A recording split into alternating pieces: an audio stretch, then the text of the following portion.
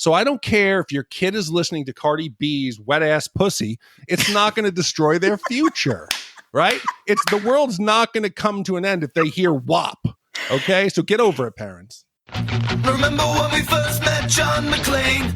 Argyle picked him up from the plane and took him down the Nakatomi Tower at the Christmas party. And the terrorists were overzealous, but it was sweet when they killed Ellis. And with a little help from Alan, John McClane kicked ass. Welcome back to Shat the Movies, the podcast where we answer the question, were the movies we loved when we were growing up really that good? Have you ever caught yourself thinking, why don't they make movies like they used to? Can you still remember spending your Friday night searching for the perfect movie rental at Blockbuster Video? Do you know what Blockbuster Video is? If you answered yes, then this is the podcast for you. I'm one of your hosts, Gene Lyons, and alongside me are my two co-hosts, Ash Shake Your Wee Wee Schlafly. Hi, y'all. And Big D Dick Ebert. Good evening. And each week, we take a look back in time and decide if our favorite films still hold up. The movies we cover are chosen by you, the listeners, who generously commission the films you love. If you'd like to see all the movies we have covered, will cover, or want to choose one for yourself, please visit shatthemovies.com and have a look. And at the end of each podcast, we'll provide you, the audience, with the number of wipes each movie would take to get off your respective butts. So thank you so much for listening. And if you have not already, hit that subscribe button and share with a friend. It's how we help the podcast grow. Additionally, subscribe to our sister podcast, Shat on TV, where we review TV series such as Westworld, Taboo, American Gods, Game of Thrones, True Detective, Watchmen, and we currently are doing Lovecraft Country on HBO. You can find all that information and past episodes at shatontv.com. And finally, the most exciting thing you can do is hang out with us live all week long by following and subscribing to our Twitch channel at shatthemovies.com/Twitch. There we play video games alongside the King Bee. We host watch parties, and we end each week on Friday with a Shappy Hour cocktail party. And we hope you'll come and have a drink with us. All that being said, Big D, what movie are we reviewing today? So when we started Shat the Movies, it was mainly to revisit the movies of our youth and to take a trip down memory lane. But occasionally there are movies that some of us have never seen. And that's what tonight's movie is. One of our devoted listeners, Chris T., decided to commission the 1999 American teen comedy, Detroit Rock City. Chris writes, "Hello, fellow Shatters. Today I woke up and found myself with a nice shat. I think you guys can take on one of the most underrated movies to come out. I'll tell you a quick story. The year is 1999. I am a young 14-year-old, testosterone-pumping, devil horn-rocking East Coaster with the love for Kiss. When I heard there was a movie coming out with that kid from Terminator 2, I was like, eh. Then I saw a preview. Holy fuck, was I ready for this Stella movie. It had everything I wanted in a movie. Girls farting, having sex in church, and a sick soundtrack. I hope you guys appreciate a solid flick of just having fun. I have been a listener since Weird Science, and I wanted to contribute to all the free funny you have given me. Thanks, Gene, Roger, and Big D. Shat on, Chris, a.k.a. Brody." And I want to take a moment for a special shout out to Chris. You know, guys, I feel like we go through life stages with all of our listeners and friends, this entire Shat community. Ash, when your daughter was born, you made us godparents to her. And Chris and I are friends on Instagram. We communicate quite frequently. And he actually recently got engaged back in June to Lindsay. So congratulations to the two of them. Also, this dude has the balls to get engaged on stage at a stand-up comedy club. Like, he sent me the video thing. Dude is ripping on him the entire time. So kudos to you, Chris. Thank you so much for the commission. And also, Lindsay, congratulations to both of you. Well, Detroit Rock City is a 1999 American teen comedy directed by Adam Rifkin and written by Carl V. Dupre. It tells of 4 teenage boys in a Kiss tribute band who try to see their idols in concert in Detroit in 1978. The movie gets its title from the Kiss song of the same name. The film grossed only about $5.8 million against an estimated $17 million budget. In short, it was a box office bomb. But to Kiss and rock fans, this film is considered a cult classic. Rotten Tomatoes shows that out of 40 reviews, Detroit Rock City has a 48% rating, with the site's consensus being silly plot, over the top directing style. Now, Big D, you kind of alluded to the fact that you've never seen this movie before. Any memories of Detroit Rock City or even hearing about it? No. Before Chris T had commissioned this movie, I had never heard of it.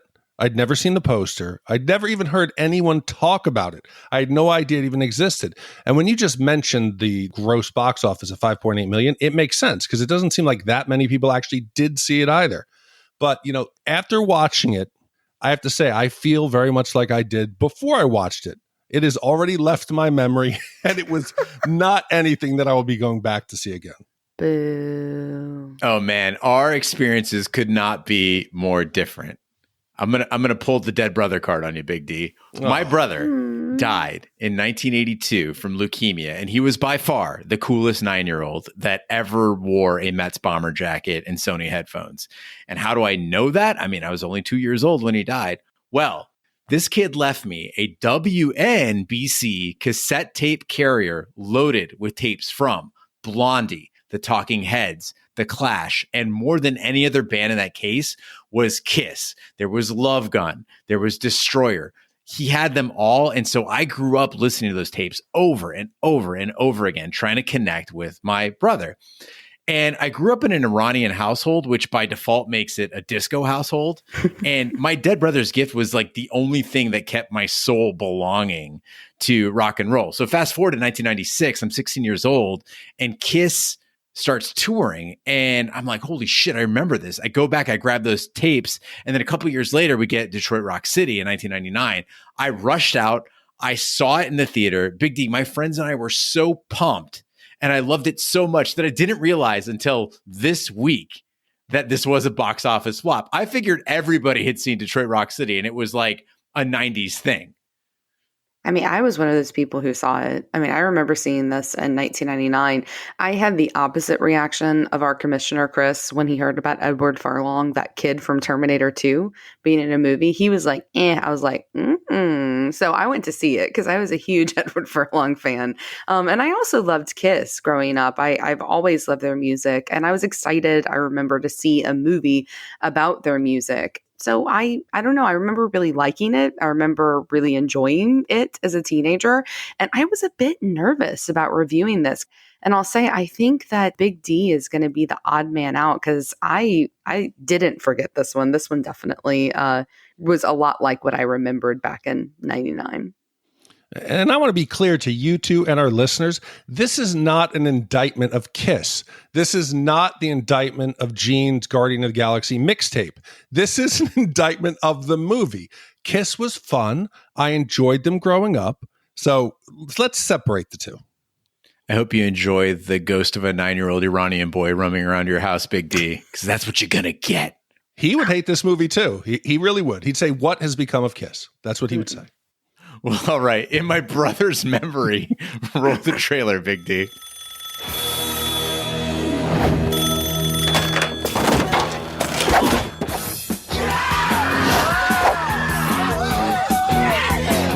It's 1978. Disco's dead! Those jeans are so tight. I can see your... It's the last day of school. Yes? This is better than the first time I got to finger a chick, man. And to celebrate, The night is young. 4 friends are busting loose and hitting the highway. I'm making it. Oh, man. Give me this pizza. No more, no more. It's going to be the most repulsive, offensive, I've never heard a girl blow ass before.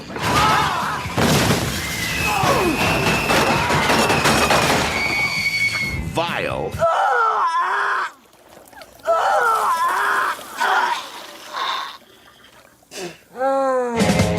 and certainly the most momentous time of their lives. You better have something really sinful for me this time, son. I just lost my virginity in a confessional booth! In Detroit Rock City, they're young, dumb, Look at him. He's a moron. and full of I'm sorry. Hey, I'm sure there's more where that came from, right? Detroit Rock City.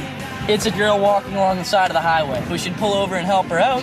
I mean, they make scary movies that start out like that. Hey, but they make porno movies that start out like that too, man. In 1978 Cleveland, 4 rebellious teenage boys, Hawk, Lex, Trip, and Jeremiah Jam Bruce, play in a Kiss tribute band called Mystery. They prepare to see their idols in concert in Detroit the following night. Their hopes are dashed when Jam's religiously conservative mother finds the concert tickets and burns them before having Jam transferred to a Catholic boarding school. So guys, this movie opens up with a scene that looks like it's taken straight out of an 80s commercial. And if you've never seen this scene or you don't intend to see the movie, it's basically the trailer that's used. I don't think they actually even bothered making a trailer for this movie. So if you go on like most streaming services, just go check out the trailer for Detroit Rock City to see what I'm talking about. But it reminded me, Big D, of those 80s commercials for like Bonkers candy. Remember? Where like the parents were just overwhelmed and they were helpless against the wildness of the kids, right? Mom is sitting there. She wants to listen to the Carpenters, but Kiss comes on and she can't figure out how to turn off the stereo and things are collapsing all around her. It made us feel, powerful. And I don't know if kids today feel that anymore. No, I think every time kids look back at their parents' upbringing, it's like, oh, God, look, it's so ancient. Now, going back and watching this, that intro was great. It made me nostalgic. Then they come to the scene where they're in the classroom, and in the background, you hear the Schoolhouse Rock playing, and anyone who is under the age of probably 35, 40 would never have any clue what this is. But on Saturday morning cartoons, I guess they decided they had to infuse some educational opportunities for kids. So there was a series of videos called Schoolhouse Rock, and they covered things from how a bill becomes a law, mathematical, equations. And they also did one called Conjunction Function. And that is Conjunction Junction. Conjunction Junction. Conjunction Junction. Yes. What's your function? Keep going, Ash. Yeah. Conjunction Junction. What's that function? Hooking up words And phrases and clauses. So to me, watching this, it was great to see that even the time I grew up in now just seems so antiquated and so just such a different time and so innocent. Yeah, I definitely, I think that you're really underestimating the power of nostalgia, because Schoolhouse Rock, I think lots of even Gen Zers know about, because it's something that has been passed down so much through the years. But they don't do things like this anymore. The way they teach kids now, the way that kids are brought up, they don't have that wildness gene like you're talking about. And I think a lot of it is because things are so much easier for them. They have these devices in their pockets that keep everything all together. It keeps them entertained. It keeps them connected, and it keeps them organized. And we didn't have that growing up. And so this scene where they are panicking about where these paper tickets are, and they're like, where are they? Because if they don't have them, they legitimately can't go to the concert. That's not something people today would understand, that kids today would understand. I remember that, though. I went to tons of concerts when I was in high school. I lived in New Orleans, and pretty much every band that was on tour made a stop either in New Orleans or Baton Rouge. And so I would go to most of the big shows. And I remember the panic and the pressure of making sure, fuck, do we have the tickets? Are they here? Are they, do we have everybody's? Are they in the right order? And I remember my 8th grade year, I was going to see Bush at the Superdome, and we went out to eat beforehand at a Ponchos. I don't know if y'all have Ponchos where you are, where you run the Mexican flag up when you need something and you run the Mexican flag down when you don't. We were at Ponchos, and somebody spilled their drink all over the fucking tickets. And when we got to the Superdome, they almost didn't let us in because they wouldn't scan properly. So it was immense amounts of pressure, these paper tickets. And that is the one thing I'm grateful for in 2020, is now when I go to a show, they can just, scan my phone. As a veteran Poncho's diner, I got to say a spilled drink is the least you have to worry about at Poncho's. It was like a fucking Turkish prison in there. It was disgusting. But, Ash, I used to have a whole game plan where I would plan out the outfit I was going to wear to that show and put the tickets in the pocket of that outfit and not wear that outfit until that night. But Nine Inch Nails, a few years back, did a tour with Teeth, I think it was. No online sales allowed. And so Carrie Gross and I were like, oh shit, like we're going to that shit. And the idea was that only true fans are going to get in, right? Like resellers and corporate ticket brokers are not going to get involved here because you have to wait in line, physically be there to get your tickets. Well, problem was it's Phoenix. So Carrie and I waited 7 hours in the sun for Nine Inch Nails tickets. Now we got up to the front and they're like, hey, listen, for each person you can get, I think it was 4 tickets, right? And we're like, well, we got friends who didn't make it here. They had to work. It was on a weekday too. And we're like, all right, cool. We're just going to get tickets for them. Now, logically, you waited 7 hours. Where are you going to get your tickets? In the pit, of course, right? But I forgot that I'm 40. So I bought all the pit tickets I could get, carried it too. And all of our friends are like, you're going to stand the whole show? Like everybody went and sat in the actual normal seats. A complete waste of time. I think I ended up trading like 2 of my extra tickets for like a gaming headset and some blue suede boots. See, but part of my problem is when I watch a movie, I want to be a little bit surprised. I don't want to see what's coming.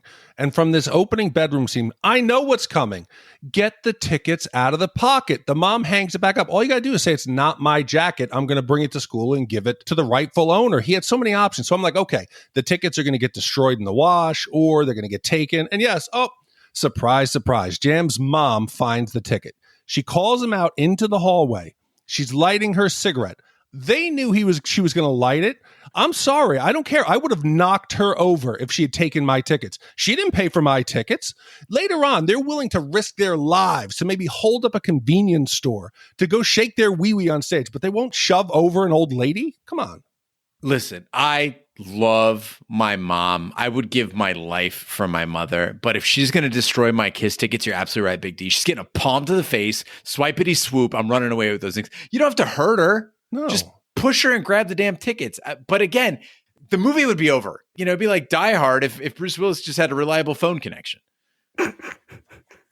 Well, I mean, I agree her burning the tickets is shitty, but I think the bigger crime here that I related to is this fucking outfit that she puts Jam in. And, he opens the box and it's got that old school Kmart logo on the bottom. And I could so relate to this humiliation because my mom didn't shop at Kmart, but she shopped at the Limited too, which I doubt you guys know what that is because of the fact that you're guys. But there was the Limited, which was for older women, and then there was the Limited 2, as in TOO, like you can shop here too. And my mom would shop there all the time. And she had this very 90s thing of getting matching clothes. So like she would buy like purple shirt and purple shorts and purple socks. And that is what I would be put in to go to school. And it was fucking humiliating. And the problem was she worked in the school system and she would check on me during the day. So it's not like I could like bring extra clothes to change into. So I was stuck looking like, fucking Barney walking around my middle school. And I was one of those kids because of that was thrilled when uniforms came in. My 9th grade year, they introduced uniforms. And I was like, yes, because finally my mom would stop, pressuring me to wear these clothes she bought. And then we just, fought about my makeup and my hair color, but at least we didn't have to fight about the clothes anymore. So I felt for Jam here because that Kmart blue light special outfit, man, that was fucking rough. I can't feel sorry, Ash. Your mom actually went out shopping for you. We were stuck at Goodwill, so I was getting the stuff that was left over a lot of times. So I remember my mother telling me, she said, don't have kids until you can afford to buy them a pair of sneakers when they need it. She said, because when you can't do that, it kind of sucks. So I wish I had purple shirt and matching socks. Oh my Lord. Wow. Well, yeah, it's a fucking hold on. Yeah, it's a goddamn Shat pity party here. Gene is pulling the dead brother card. You pulled the I don't have my diary because of Katrina card. I'm not going to fucking diary. stand I said my yearbooks. I have no memories from the first 22 years of my life. That is a pretty big fucking deal. And I look like a grape. I look like Grummy, or what was his name from McDonald's? Grimace. Yeah. Grimace? Yeah, it's another memory. No, Grummy was the version of Grimace that Big D could afford at the Goodwill. But no, I look like him. Y'all, it was shitty. Well, it sounds like we can all relate to this movie. And the part that I related to the most was Mystery, this cover band. Every kid in high school should have a band. It's like, it's the healthiest thing you can do for a kid because you get self-expression, you get a sense of self-worth, you get some friends that you hang out with doing something positive, right? You're creating something. Yeah, there might be some drinking. Yeah, there might be some drugs, but overall, like you're doing something cool, right? It's the least of the troubles you can get into. And I was in a band, humble brag, called Dante and the Infernos from 1997 to 2001. And like Mystery, we spent more time playing Ben Broyles' garage than we did bars. But, you know, when I see my niece doing like fucking TikTok or my nephew with his fucking Instagram stories, I do wonder like that lack of permanence. I actually was reading an article about the fact that kids are gravitating away from Facebook because they don't like the permanence of it. They're like, why would you want something to just be out there forever? Kids want things that are going to vanish immediately. And I don't get that, man. Like I spent my youth trying to make cool shit that I couldn't forget. We saved up money to go to a studio and record an album. And now in hindsight, 23 years later, I'm so glad that I did because it's fucking cool. If I would have made a TikTok thing, no one would remember it. And I got to tell you, thank God that Gene actually did take time to save this memory. Because when I heard he was in a band, I did some research, and Gene was actually kind enough to share their SoundCloud page. So I want you all to hear Dante and the Inferno's big hit. See that boy, he looks so fine, but he's got a girlfriend, my oh my.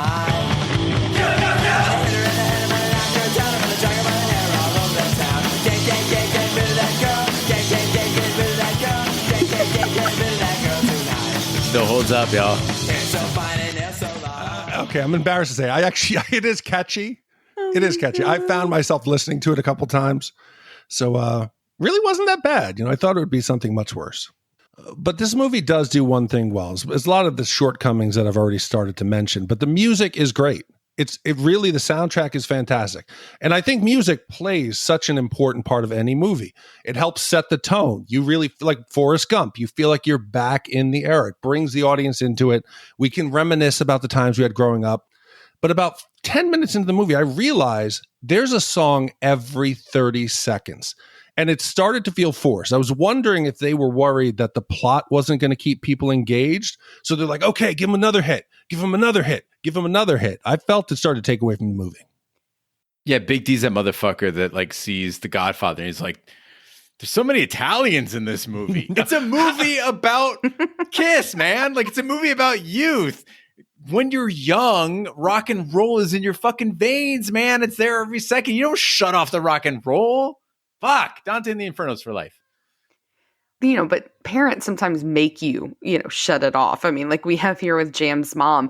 I know I talked about the Kmart special. I guess I just really related to Jam's character and his upbringing because there's the same thing here for my parents with my music. My parents were always super religious, but my mom went through this intensely cultish religious phase from when I was in about 8th to 10th grade. And so I was asked one night to pile up all of my music dramatically in the living room, like a scene out of the Virgin Suicides. No. And so I stacked, all of my CDs there. And my mom made me go to this youth group party at the church, which was every Wednesday night. And they burned all of my music. And I think to my parents, they don't really understand this. And I still to this day try to explain to them, I was devastated. This was a cornerstone memory in my life. And about 6 months later, she came out of this religious phase and she's like, yeah, no, you can have the music again. So I had to walk to fucking Tower Records from the streetcar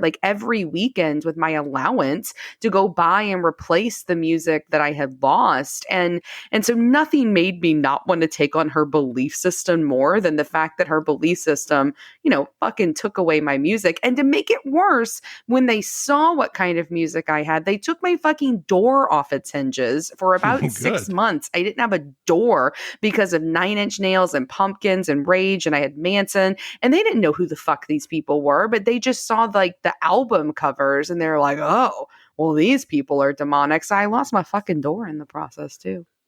I just find it ironic. I'm not religious, but for a religious group to choose possibly the most satanic way to get rid of music. We're going to have a late night pyre and burn it in the middle of a group while they chant.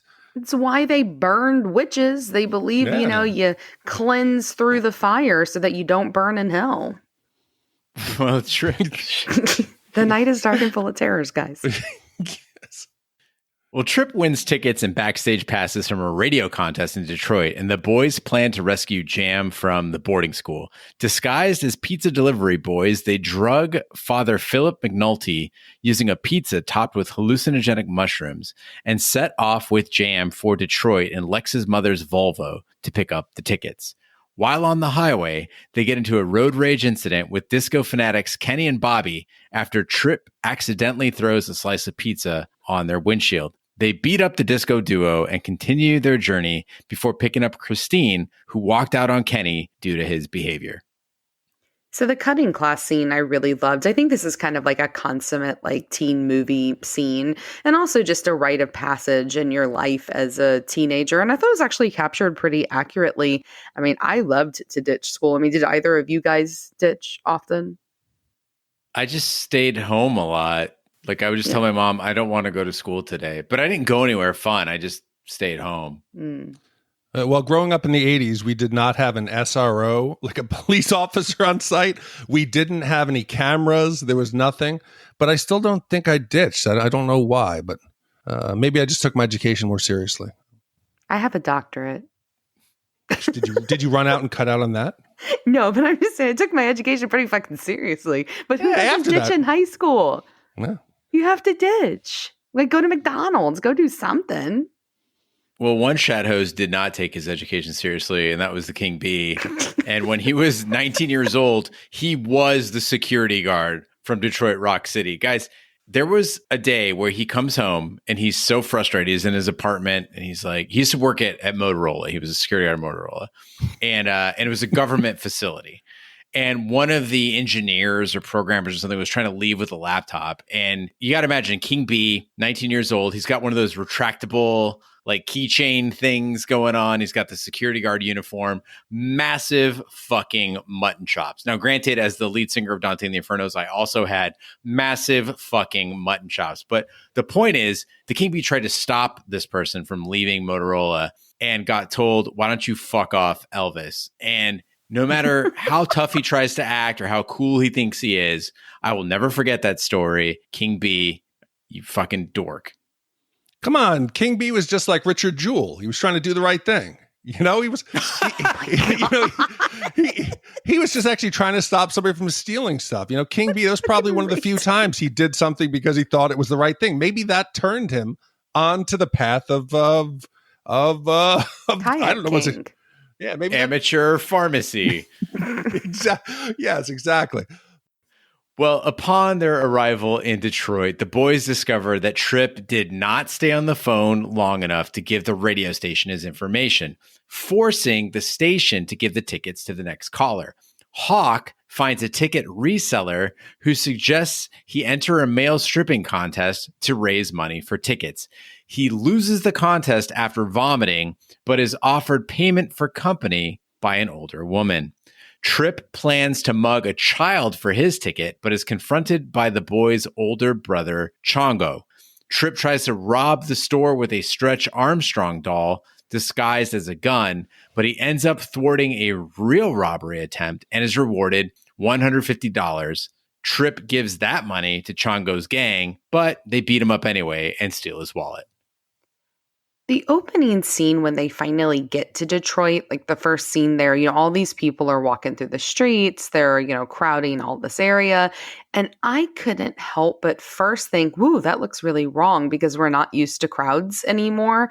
And then I got really sad and missed it. Like, y'all, I miss people. Like, I miss crowds at Mardi Gras. I miss crowds at concerts that are standing room only. Because, Gene, I'm not 40 yet, so I'm still in the pit crew, I guess.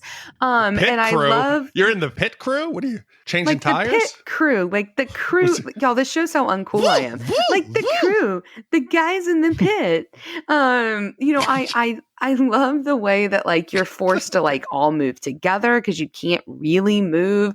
The way that the music, it feels, it sounds. I mean, like, fuck this pandemic, please. So that Gene and Sarah and Tom and I and Big D, if he wants to, with Vanessa, so we can fucking go to Mardi Gras in 2021 or 2022 because I need this. I need these crowds again. One of the most frustrating things about this fucking pandemic is that I'm preaching stay at home. I'm preaching avoid crowds. I'm preaching like limit your social exposure, just stick around one person and all that shit. And people are like, oh, well, I have needs. Motherfuckers, a year ago, my ass was out every night going to parties, going to shows, going clubbing while all your asses were staying home and binge watching TV. That's why when you talk about TV shows and movies, I've never fucking seen them because I was out doing shit. And now suddenly it's like, oh, Gene, you don't understand. I got to go out. I got to do things. Fuck you. But Ash, while you were there marveling at the groups of people, I was distracted by the fact that Detroit Rock City makes one major misstep, and that is not enough Detroit. So when we saw Adventures in Babysitting, they showed us Chicago. They showed us parts of Chicago. I knew the Dan Ryan. I saw the entrance to the city. You saw the Prudential Building. Like, you got where everything was, the lay of the land. You could tell it was a movie about Chicago made by somebody who understood Chicago. Detroit Rock City does a piss poor job of showing us Detroit. And that's probably because it was filmed mostly in Canada.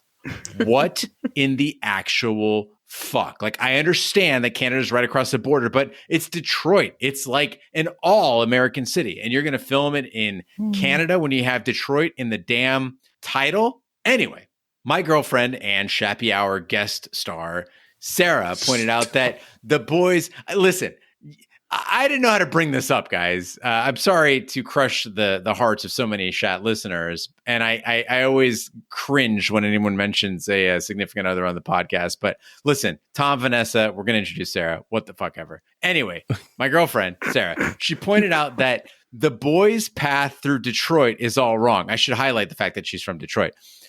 If you watch what's going on in the city, they're in the city, then they're on the bridge, then they're outside the city, then they're back on the bridge. And the church that's like right across from Cobo Hall, it's not across from Cobo Hall, which Sarah has been kicked out of during an Usher concert. And if you're going to put Detroit in the title, get the fucking city in the movie, especially since Detroit needs the money, man. They're fucking broke. Yeah, but I mean, is Detroit really that cool? Does anybody know? Okay, because the only thing I know of Detroit, I've stopped there on a layover, is the movies where they show them is True Romance and RoboCop. So I think that Detroit is more along the lines of that than you trying to show it in this glowing light as this metropolitan cool place to visit. I mean, admittedly, the first thing I was going to offer was the Packard Building, which was an old auto plant that it was so much concrete they couldn't tear it down. And so it became like this dystopian hellscape, but it's really cool to visit. And the other example that I think is like, well, you got the Detroit Auto Show. That's fucking sweet. You got Greektown. That's cool. I love Detroit. And another thing I love is shaking my wee-wee. Oh, yeah. Oh. So Hawk, as we mentioned, has to take his clothes off in order to get money so he can buy Kiss tickets. And he goes into this, I was hoping it would be a gay bar. I thought that'd be much more cool, but instead it was a bar conspicuously filled with middle-aged women who wanted to see boys take their clothes off. It's like a pedophile pad. Anyway, he goes in there. He's like, you guys got any Kiss? They don't, but then suddenly they do. And he decides to strip to Strutter. And Strutter is one of my favorite Kiss songs. So this scene really did it for me. And I was reminded of the time when the Donnas covered Strutter. They actually did it for the soundtrack to this movie. My band and the Donnas played at the same venues in Tempe, Arizona, and I thought they were just like some small ass band. Here I am, 40 years old, watching Detroit Rock City, and I was like, holy shit, they're on the fucking soundtrack. So shout out to the Donnas and shout out to Dante and the Infernos. Did I mention I was in the band Dante and the Infernos? Dante and the Infernos. Oh my God. You definitely did. We need to get band t-shirts for our... See that boy, he looks so fine. Ash, this is actually my band covering the Donnas. We're on the soundtrack for Detroit Rock City. Oh my God, covering really, Strutter Gene? by Kiss. Gene, you ran a band? Yeah. Called Dante and the Infernos. Oh. Wow. I feel like we need to get some of your band like swag to put on our website. Dante I and need the to put the album in the Infernos. merch or something. Right. We can make you a mystery T-shirt and put that in our store. But Gene, you mentioned the striptease, and I'd find myself predicting every single scene coming. So I'm like, all right, we know what's going to happen here. He's going to get up on stage. Hawk, we've already established he has stage fright. He's going to drop his pants and he's just going to have a giant hog. And he's going to win the contest and he's going to get the tickets. But I was glad they subverted my expectations. They surprised me. I'm like, yeah, okay, great. I'll give it another chance. So now he's getting drinks from a smoking hot older woman. And you might recognize her. That is Shannon Tweed. That is the 1982 Playmate of the Year. And she's also Gene Simmons' wife. So I understand that Hawk loves Kiss. He's willing to do anything to get these tickets. But I don't care. We talked about it when we were doing Fast Times at Ridgemont High. He is a teenage boy. There is no way. I don't care how much he likes Kiss. He is not going to go to the Kiss show when he has Shannon Tweed in her car and she's giving him money for sex. That would be the highlight of the night.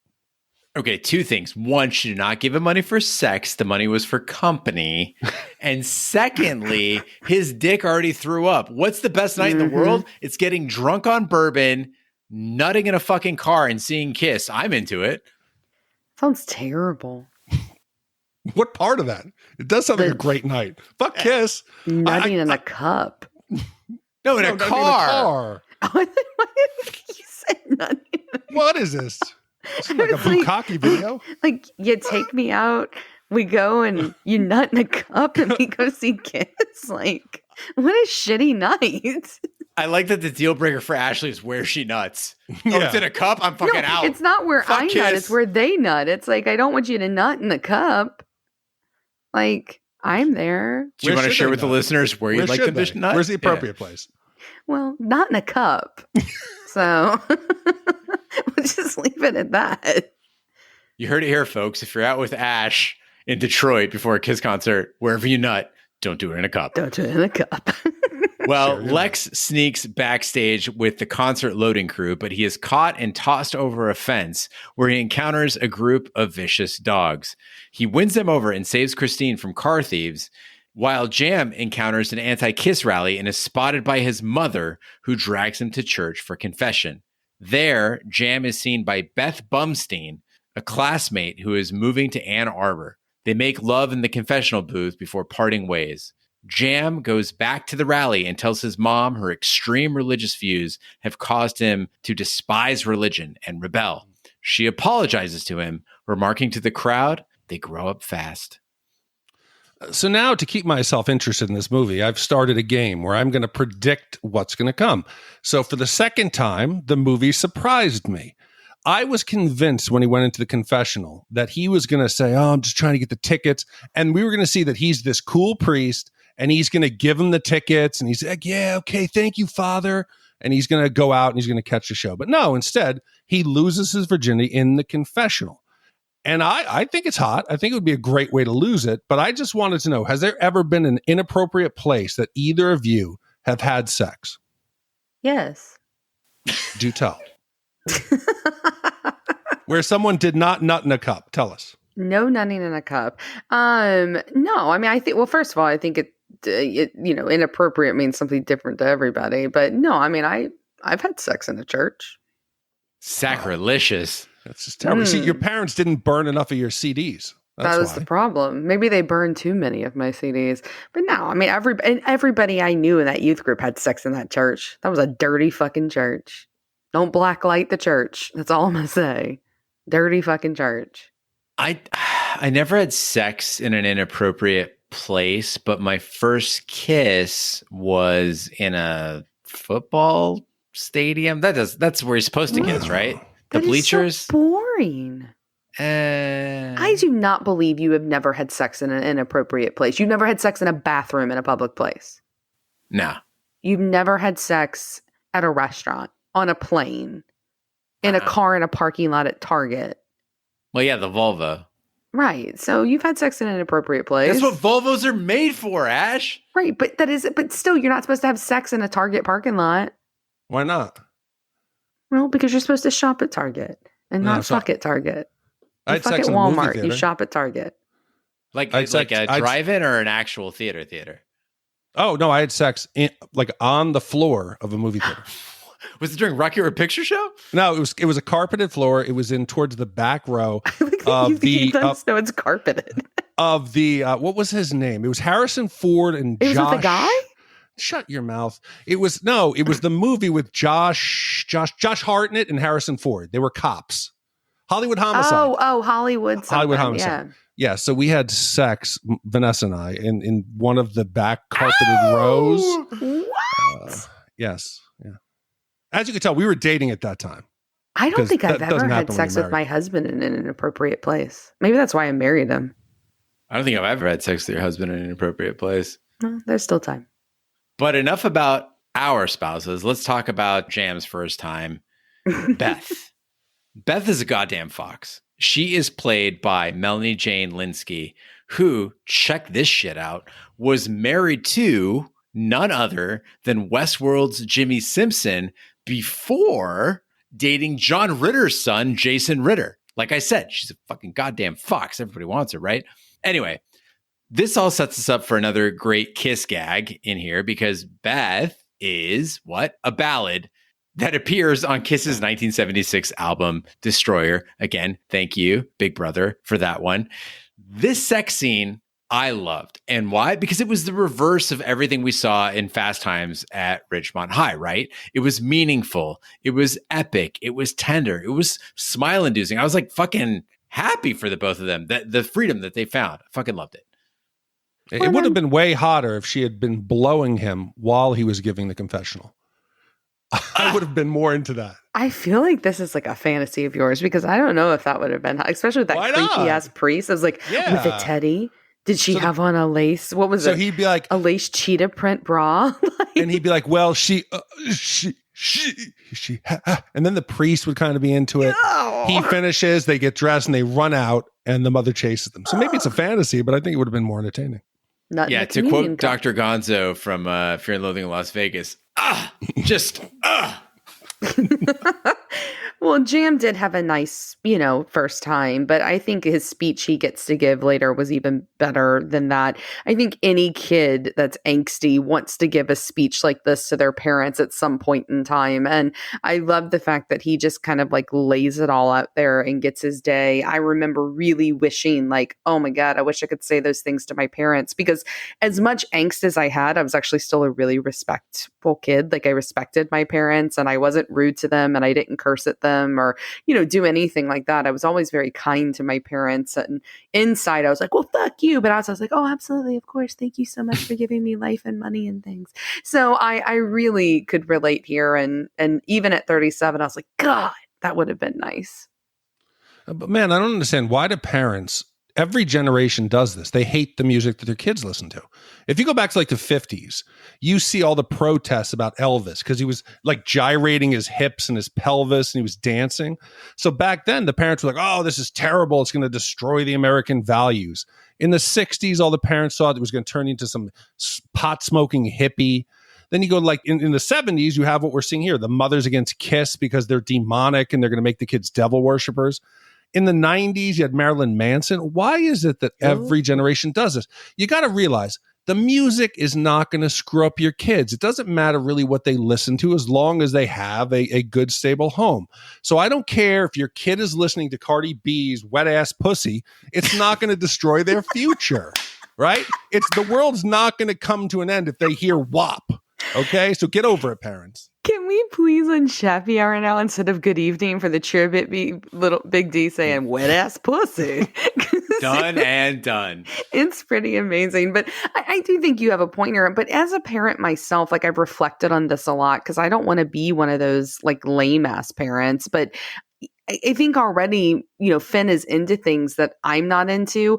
And so I think a lot of it is, it's just kind of like, it's this fear of what your kids are going to become without you because music and the choice of choosing different music than your parents, it's one of the first ways you show your independence and you deviate from what your parents like or dislike. And I think it's already really overwhelming to hear music that you don't like. I think it's hard when the music isn't for you anymore because you're getting older. So I think it's this weird amalgamation amalgam of like fear of being old and fear of the kid getting closer to leaving you. And also just our music was better. Nothing that's going to come out is going to be better than what we had. That's the thing, Ash, is that the shit they listen to now is just fucking weak. It's like the curve reversed itself, right? It was like edgier, edgier. And then now I'm just like, what the fuck is this weak ass shit? And it's not just music. Lil Peep is the perfect example of that. All these kids listen to Lil Peep who died, and they're like, oh, he's so edgy and he's so angsty and he has so much pain. And then you listen to him and it's like, fuck you, Lil Peep. Like, I'm sorry he's dead, but fuck you. Because it's shitty fucking music. Like, it is not anything like what we listen to, like true angst, like true artistry, like to show that angst. Like the music today is just so fucking auto-tuned, and now I sound old, but I was going to say I was with you. Now you sound like an old fucking grandma. But it's true. Like Lil Peep No offense, sucks. grandmas. But this shit extends to like TV too. Like I was just talking to my cousin and I was interviewing his kid who's like 6 years old. And he likes the Ryan Show. Are you guys familiar with this Ryan's shit? No, World. don't. Oh, shut your mouth. You're talking about the kid with the toys? Yes. Fuck you, Ryan. Fuck him. Yes. Fuck yeah. him. His family sucks. His whole mother family and father sucks. suck. They're awful. What's his fucking thing? He opens up, he shows you toys. That's his thing. He shows you toys no one else can afford. He shows you a $500 fucking Hot Wheels garage with 1,000 Hot Wheels toys, and then these poor kids are going, I want the Hot Wheels garage, and he can't afford it. And he gets his shit sold at Target. His egg, Gene, he sells an egg, a Ryan's World egg. It is a huge egg, and it's got these shitty ass toys in it, and it's $60 fucking dollars. $60. Okay, Ashley, you've forgotten. Fuck you, we're having parent talk here, okay? We got to include Gene in this. So, Gene, I'm going to translate what just happened. Okay, so Ryan is a kid whose parents started a YouTube channel where he would open up and unbox toys and he would play with them. In the first year of his videos, you could see his parents lived modestly. He was a good kid. He was kind of entertaining. He was annoying, whatever. He starts making it. I mean, he was in the top 3 of YouTube earners. We're talking in like the $20 million range, this fucking kid. At some point, his parents realized that he was now entitled to all the money. So it went from like Ryan's Play to like Ryan's Family. So now his parents went on camera. And you start seeing the house that they live in, and we're talking major upgrade. My friend, Cole Pickcock, who works at Disney, they tried to recruit them to do like this social influencer campaign. So they were going to give them free like cruises, and all they had to do was appear, write about it. And the family said, no, we won't give out our address. We don't want anyone to know who we are. They're like, we're Disney. We just have to book you the cruise and get you all of the legal documents. No, fuck this family, dude. Now, like Ashley said, the egg. You buy a mystery egg. Kids are into mystery toys. You buy something, you don't know what's in it. So they sell like this plastic egg. It's like LOL surprise. It's like, you don't know what's going to be in there, which doll you'll get. So he like now has deals with Kmart, with all of these different, and the toys are shit. Don't support him. Don't watch. He's worth $120 million.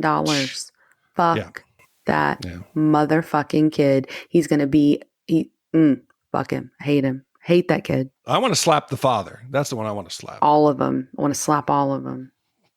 All right, Ryan, you heard it here. Shat the Movies, Ryan's World, Battle of the Bands. We'll see you December 2021. When the boys meet up empty-handed, they beat each other up to make it appear they had been mugged for their tickets. The concert guards are skeptical, but Tripp points out Chongo's gang as the culprits who assaulted them. When the guards find Tripp's wallet with his Kiss Army picture ID and money, they confiscate Chongo's tickets and give them to the boys.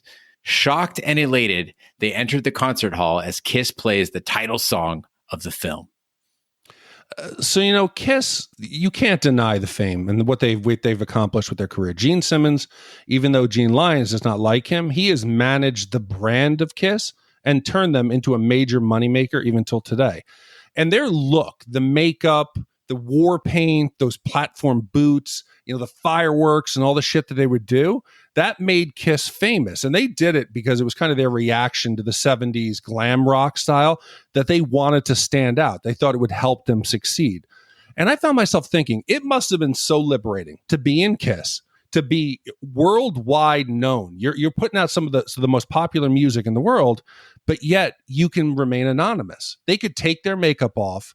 walk out in the streets and they're not bothered. Do you think like today, like Daft Punk or Slipknot or Sia even, they have the perks of fame without any of the drawbacks? That's got to be nice.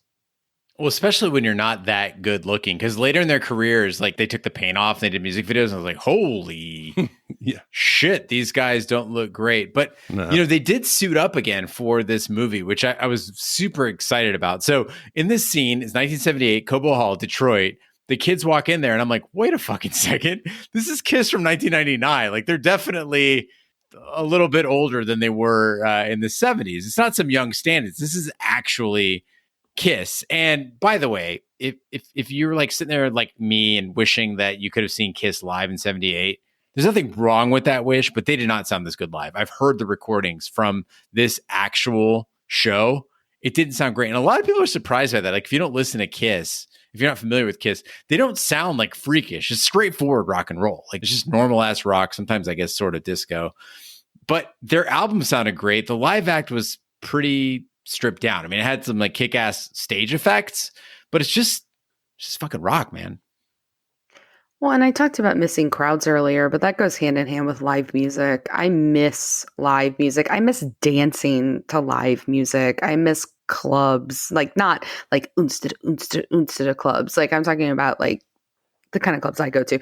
Like it's such an intoxicating experience. And before the internet, it was super hard to know what your favorite bands were going to be like live because they didn't have it. I remember I had on tape like the Woodstock. What year was it when they did Woodstock again? 69? 97. Oh, you're talking about which No, one? it was earlier than that. Are you talking about the one that was at, there was three of them. There was one at the Army base in Plattsburgh. Such a great fucking performance. 93? 94. Mm-hmm. I had the Woodstock 94 whole concert that I had recorded like on a VCR that I would watch all the time, but that was really it. You didn't have access except unless you watched like MTV.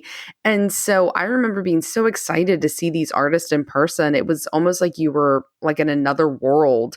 And so to see how their reactions and seeing Kiss, like I really related to that because that obsession I had of my favorite bands, I felt exactly that excited the first time I saw them live. Actually, Gene Lyons, it was Woodstock 99. No, it's not. 99 was Plattsburgh. No, 99 was Rage Against the Machine's Limp Bizkit. Big thing. No, Rage was 99. Was it 99? It was all concrete. No. Mm-mm. 94 was the one that had Metallica. It had the Blues Travelers. It had Green Day. Okay, no, they did. Oh, they did 94. Okay, 94 as well. That's when they did the flag burning. They did Bulls on Parade. Okay. Yeah, they did. But and they also sang those who forces are the same who burn crosses. What the fuck is it? Killing in the name of. Thank you. Like they also had that great fucking performance. Blind Melon in 94, great fucking performance. Yeah, before New Orleans killed poor Shannon Hoon. Before New Orleans. Cranberries. Oh my God, Cranberries in 94. Green Day. And I've mentioned this before. That's one of my biggest regrets in life is Woodstock 94.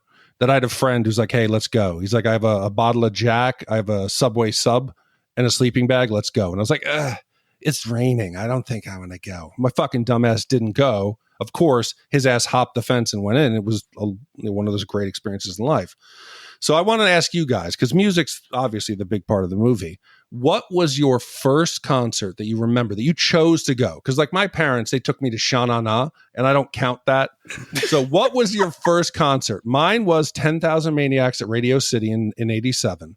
And then what is your best or either favorite? Mine, Lollapalooza in 94. It was Smashing Pumpkins, Beastie Boys, George Clinton, Tribe Called Quest, and Green Day, or 89 Metallica, the And Justice for All tour. When the Cult opened up for them, I saw them at Brendan Burns Arena. What about you two? My first show was the Beastie Boys, and it was the Ill Communication tour. It was fantastic. And my favorite show, God, it's a toss up. It's either both were in Chicago. It was either the Flaming Lips that's got to be it. It was Flaming Lips in Chicago. It was mind blowing. See them live if you can. It's worth the $1.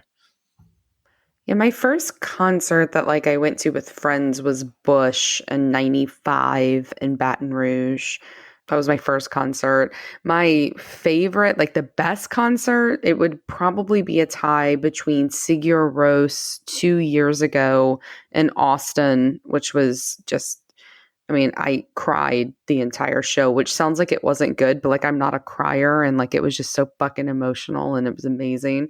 And Bjork at Austin City Limits in 2007. If you've never seen Bjork live, it is truly utterly amazing and otherworldly. She's fucking incredible. We saw Flaming Lips that year too. That was also a great concert. So speaking of Bjork, I saw the Sugar Cubes with Joy Division. Also from What? Yeah. It was the Sugar Cubes. It was what was their main song?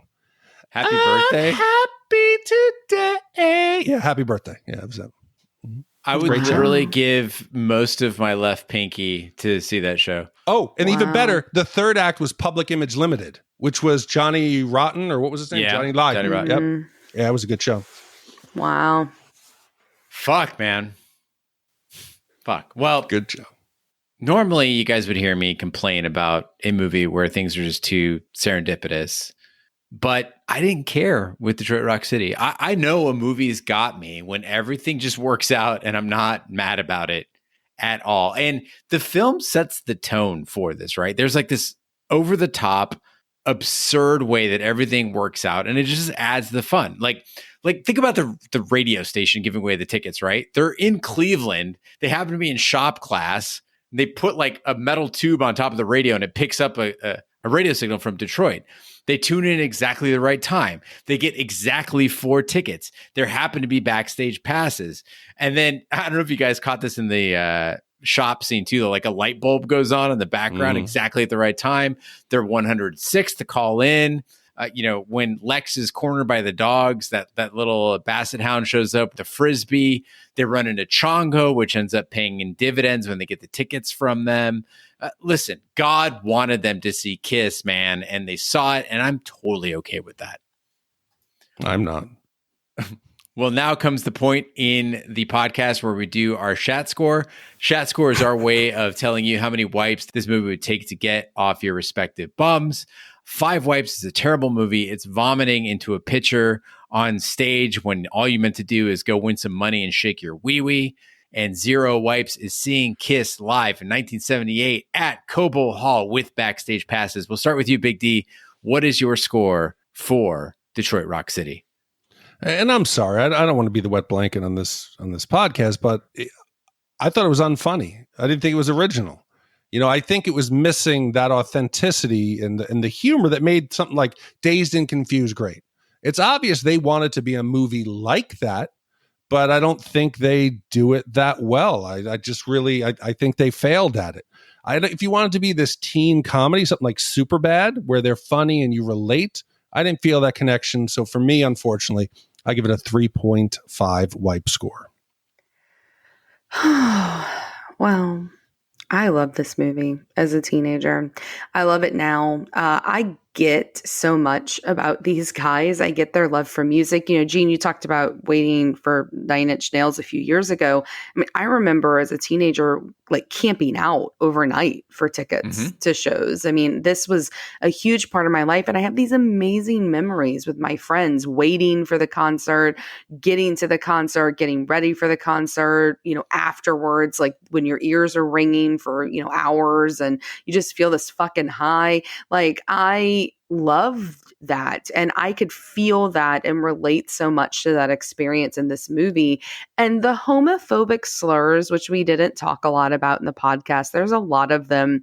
They're pretty strange to hear in 2020 and they're off-putting. But if you take that out, other than that, the movie's aged well. And without those moments, it's charming, it's funny. I love so much about it. It's not perfect, but it's so good. So I'm giving it 1.25 wipes.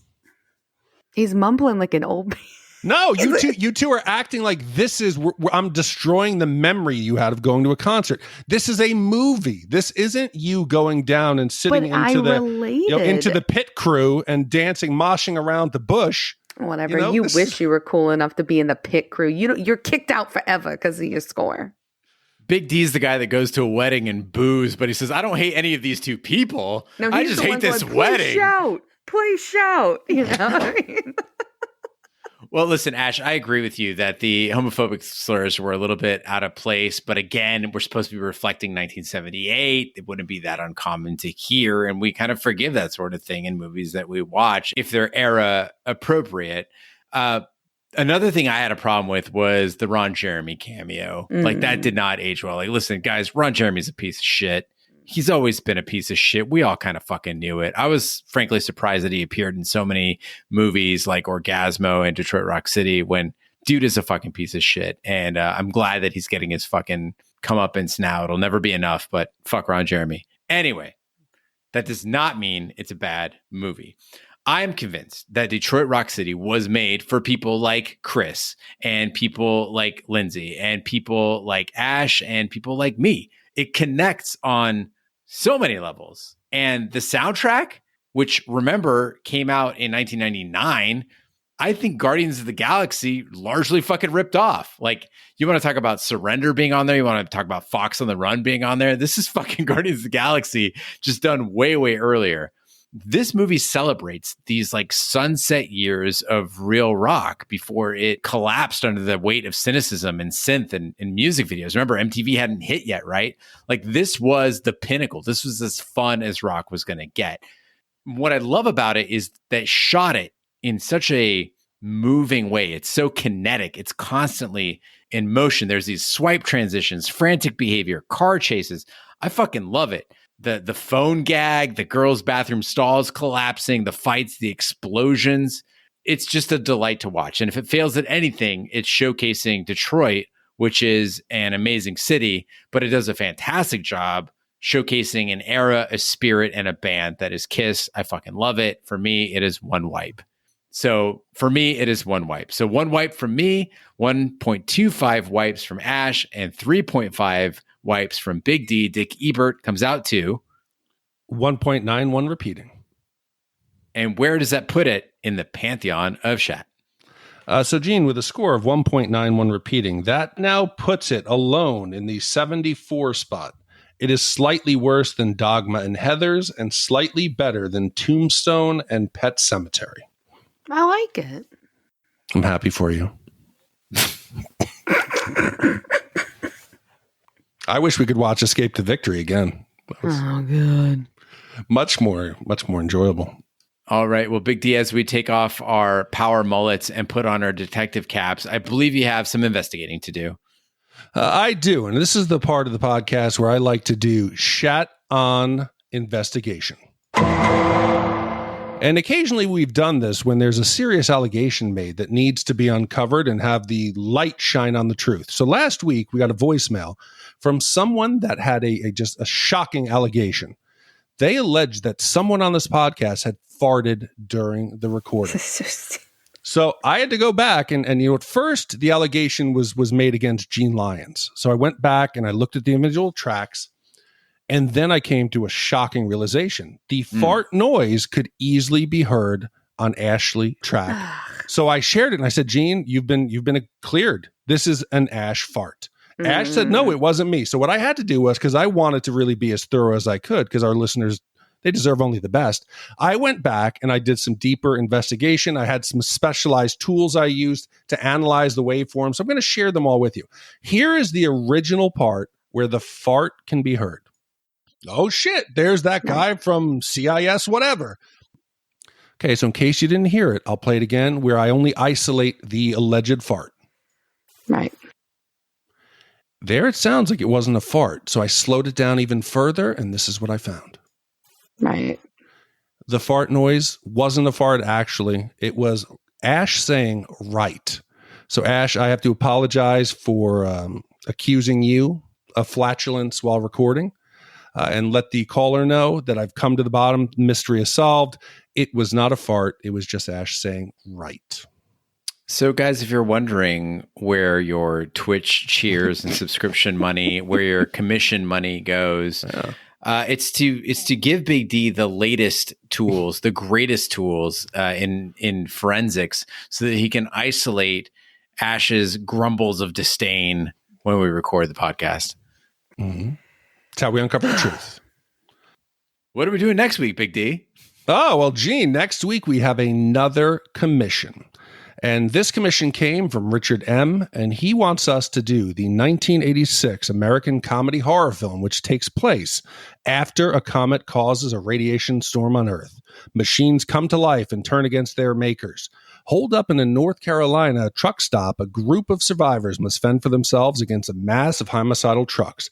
A diner cook, Billy Robinson, emerges as an unlikely leader of the pack, attempting to find an escape plan for himself and the survivors, who include his boss, Bubba, and a newlywed couple. It was commissioned by Richard M. It was written, the screenplay, directed, everything by Stephen King, and it came out in July of 86. And it's got some great AC/DC, so we will be playing that. Guys, send your booze to Ash Schlafly in Houston. She's going to need it because it's another Emilio Estevez film. She's going to need it. Emilio. Well, thank you so much, Chris, for commissioning this film. And congratulations to you and Lindsay on your impending marriage. That leaves just me. I'm the only single one who listens to or is on this podcast. Not single. I'm the only unmarried one who listens to or is featured on this podcast. It's a great weight, but I will bear it. That concludes this week's episode of Shat the Movies. Be sure to follow us on social media and share with a friend. We're on Facebook, Twitter, Snapchat, and Instagram at Shat the Movies. You can email us, hosts at shatthemovies.com. You can support the podcast by shopping our Amazon affiliate link, completing a free anonymous survey to help attract advertisers, buying our merch, or commissioning your own movie. You can find information on all that by visiting our website, shatthemovies.com. Also, you can check out our sister podcast, Shat on TV, where we review TV series such as Lovecraft Country, Westworld, True Detective, Taboo, American Gods, Game of Thrones, and Watchmen. You can find all that information on our website, shatontv.com, wherever fine podcasts can be found, including iTunes, Google Play, Stitcher, and YouTube. Be sure to subscribe, and if you stop by iTunes, please leave a 5-star review that helps the podcast grow. On behalf of my co-hosts, Big D, Dick Ebert, Ashley Schlafly, and the King Bee, I'm Gene Lyons. Be sure to join us next week for the following movie. Hi. My name is Stephen King.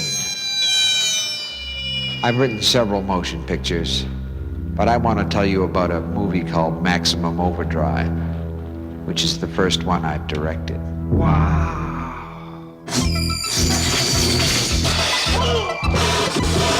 What in the dickens is going on around here? A lot of people have directed Stephen King novels and stories. And I finally decided if you want something done right, you ought to do it yourself. And who was driving it?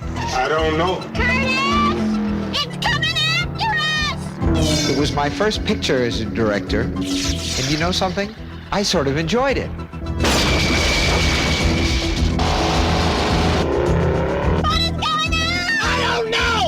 I just wanted someone to do Stephen King right. You want a war? You got one. I just want to get the hell out of here. So come and spend some time with me and my friends at the Dixie Boy. Spend some time in the dark. Please don't let us be in the dark. Help me. I'm gonna scare the hell out of you.